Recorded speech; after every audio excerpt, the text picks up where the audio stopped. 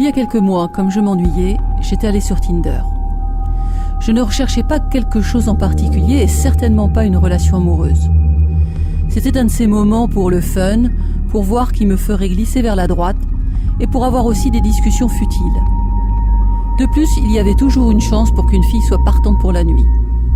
Et on ne sait jamais, peut-être que j'allais être chanceux. Mais cette nuit-là ne s'est pas passée comme ça. Mes 20 premiers déplacements vers la droite avaient tous été acceptés. Et j'avais envoyé un ramassage de phrases toutes prêtes et ringardes à toutes celles que je trouvais séduisantes. Toutefois, il y eut une fille qui m'avait envoyé un message en premier. Elle s'appelait Michel, une blonde de 23 ans, du 9 sur 10, un sex appeal presque irréaliste. Et donc le fait qu'elle fasse le premier pas était plutôt enivrant et excitant.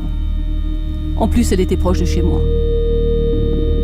Finalement, les choses se déroulaient si onctueusement que j'eus le culot d'orienter la conversation sexuellement, qui se déroula en douceur également. J'ai alors intensifié le piment, l'amenant à me donner son numéro de téléphone. Et ensuite, lui envoyer un texto pour essayer de planifier quelque chose durant cette même nuit. À ma grande surprise et enchantement, elle semblait vraiment consentante. Mais elle voulait que l'on se rencontre d'abord et traîner quelque part avant que l'on aille chez elle. J'étais d'accord avec ça. Elle semblait prendre les choses en main, fixa une heure et un lieu de rendez-vous et me dit qu'elle voulait que l'on se revoie au préalable à 22h dans un petit parc près de chez elle. C'était un peu étrange, mais j'étais prêt. J'ai littéralement compté les minutes jusqu'à peu près 21h45. Et c'est à ce moment-là que je décidai de partir. Avant de sortir, je lui envoyai un bref texto de confirmation et elle me répondit qu'elle était toujours prête à me rencontrer. Le trajet jusqu'au petit parc de la résidence avait duré peut-être 10 minutes. Ainsi, j'arrivai là-bas un peu plus tôt. Je marchais en me dirigeant vers les balançoires, à l'endroit exact où elle voulait que nous nous rencontrions. Je ne voulais pas qu'elle sache que j'étais arrivé plus tôt, car j'avais pensé que ça me ferait passer pour quelqu'un en manque ou nerveux. Ainsi, j'ai attendu exactement 22h02 pour lui envoyer un texto qui disait que j'étais là. C'est à partir de ce moment qu'elle ne répondit plus. 22h05, 22h10, toujours assis là-bas et toujours pas de réponse.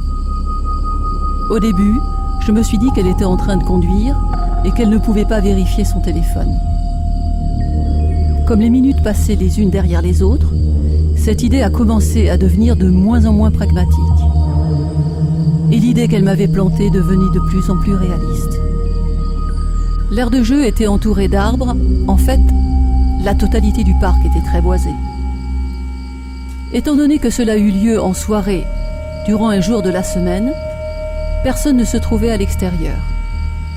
Et honnêtement, c'était quelque peu flippant de se retrouver assis dans ce parc seul. La seule raison pour laquelle je pouvais encore voir était grâce à un détecteur de mouvement infrarouge situé sur une petite cabane qui faisait office de toilette. Dans l'une des directions, le parc s'érigeait en forêt, à des kilomètres à la ronde. Tandis que dans l'autre, au-delà d'un petit bocteau, se trouvait la route du quartier. Alors que j'étais assis sur la balançoire, poussant en avant, en arrière, morfondu et déçu, j'eus soudain la chair de poule. Les bruits de chaîne de la balançoire métallique et grinçante stoppèrent, me permettant d'entendre l'écho de quelque chose provenant des WC de la petite baraque. Ça avait l'air d'un bruit caractéristique, propre à une salle de bain, comme par exemple quelqu'un appuyant sur la poignée d'un distributeur de papier hygiénique ou quelque chose dans ce genre. Ce que j'essaie de dire, c'est que le bruit avait été intentionnel, et cela insinue que quelqu'un se trouvait certainement là-dedans. Quoi qu'il en soit, Ça ne devrait pas être si étrange après tout, car j'étais dans un parc public, mais d'un autre côté, étant donné l'heure qu'il était, les toilettes auraient dû être fermées. Et qui aurait pu être dans ce minuscule parc à 22h15 pendant un soir de la semaine? Ensuite, j'ai soudainement ressenti une vibration provenant de ma poche. Super excitée, j'ai dégainé mon téléphone et vis un nouveau texto de Michel. Et il y était écrit mot pour mot: « Salut, je viens d'arriver, rentre dans les toilettes. J'ai une surprise pour toi. » En lisant ça, mon cœur s'est soudainement emballé. J'ai ressenti des nœuds dans mon estomac, non pas des nœuds engendrés par une nervosité de type ingénu, mais plutôt un sentiment de perturbation et de panique. Mes pouces flottaient au-dessus du téléphone pendant que j'imaginais une réponse à taper. Ensuite, elle m'envoyait un texto qui disait « Descends de ta balançoire et rejoins-moi ». Tout en lisant le texto, je levai le regard vers le minuscule sanitaire public. J'ouvris ma bouche, quasiment prêt à hurler, lorsque je vis une moitié de visage en train de m'observer et qui me fixait sur la balançoire depuis l'entrée d'une des toilettes. Pour peut-être seulement une demi-seconde, j'ai pu véritablement néanmoins voir une bonne partie du visage, car immédiatement après, il a lentement disparu de mon champ de vision.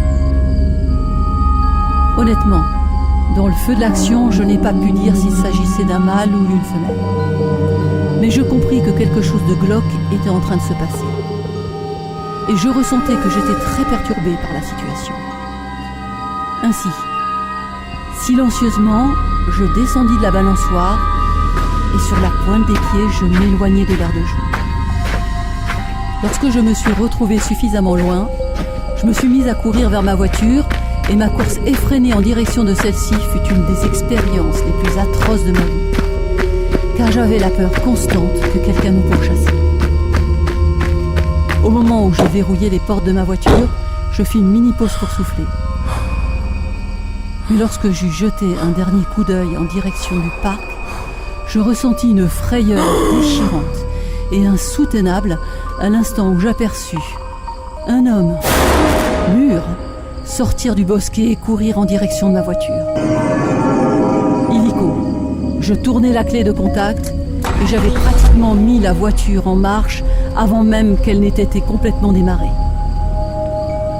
Lorsque j'étais à mi-chemin sur la route, je me mis à regarder dans mon rétroviseur et vis qu'il n'y avait personne dans les rues. Je me suis garé dans mon allée et suis resté assis, à penser et analyser pendant une bonne dizaine de minutes. C'est alors que j'ai ressenti que j'étais devenue à ce moment-là une personne transformée. Comme si, à présent, après avoir été menacée de mort, je comprenais réellement ce que signifiait le fait d'apprécier la vie. Dans la foulée, je supprimai mon compte Tinder, ensuite l'application. Je n'ai rien raconté aux membres de ma famille, hormis mon frère aîné. J'ai eu une petite amie ces 2 derniers mois, donc, heureusement, je n'ai plus pensé à Tinder.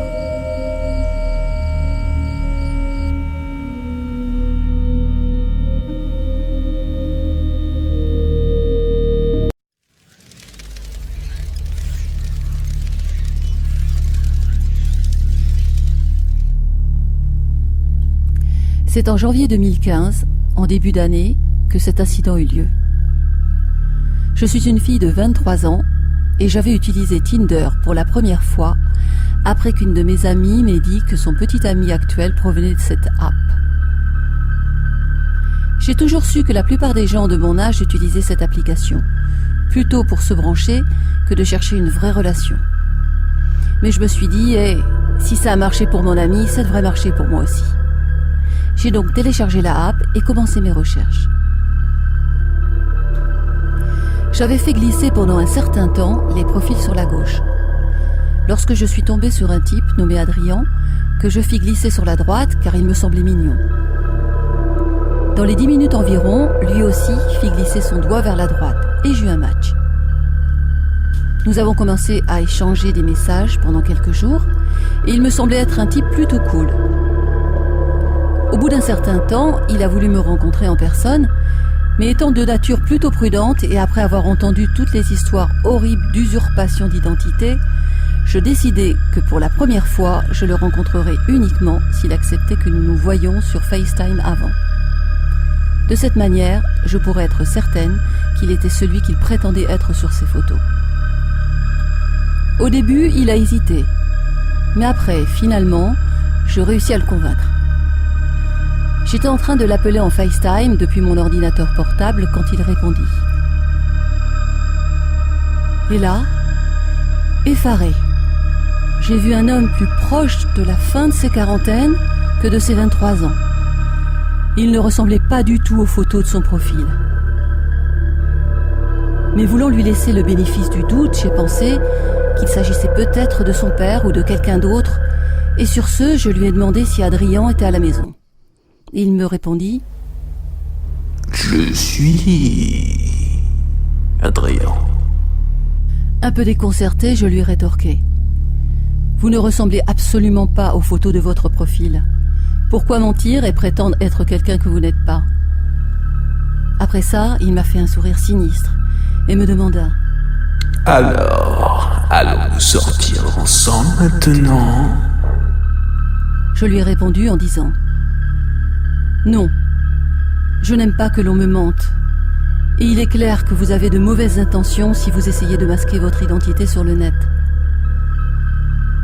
Ensuite, ce qu'il répondit d'un air suffisant me donna la chair de poule. « Mais je sais déjà où tu vis. Je peux venir te prendre plus tard chez toi, ce soir, et te faire passer un beau moment. » Devenue livide, blanche comme un linge, je lui dis « Comment savez-vous où j'habite ?» Il gloussa et dit «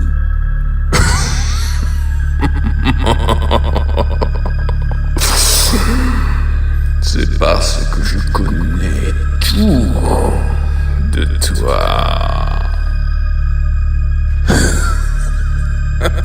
Et ensuite, il lâcha un rire extrêmement effrayant. À cet instant, j'ai vite fait de refaire le FaceTime et commencé à pleurer. J'étais devenue si apeurée et paranoïaque que j'ai immédiatement fait le tour de mon appartement pour être sûre que toutes mes fenêtres et toutes mes portes étaient fermées à clé. Le sentiment d'être regardée par un étranger m'a fait une peur bleue de l'enfer.